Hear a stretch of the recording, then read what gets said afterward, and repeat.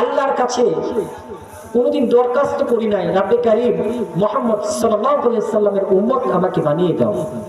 আমরা কিন্তু আল্লাহর কাছে কোনোদিন রিকোয়েস্ট করি নাই যে হে আল্লাহ তুমি আমাকে আল্লাহ মুহাম্মদ সাল্লাল্লাহু আলাইহি সাল্লামের উম্মত বানাও, আমাকে ইসলাম ধর্মের কাছে আনো। বিনা রিকোয়েস্টে কিন্তু আল্লাহ রাব্বুল আলামিন আপনাকে আমাকে এই যে ইসলাম ধর্মের মধ্যে আনলেন। আমরা মুসলমান হয়ে ইসলামের মর্যাদা বুঝি না।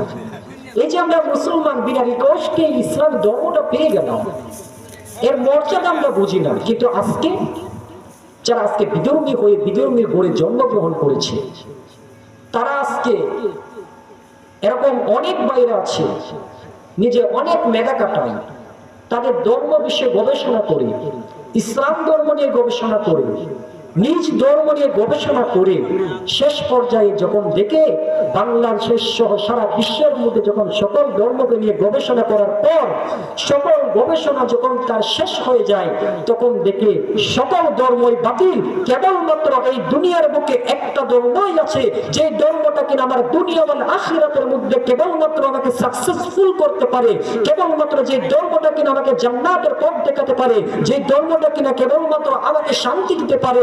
সকল বিধর্মী এবং যারা জ্ঞানী গুণী আছে তারা কোনোদিন বিধর্মী থাকে না, বরং তারাই আজকে ইসলামের দিকে দাফিত হচ্ছে। সুবহানাল্লাহ। তাহলে কি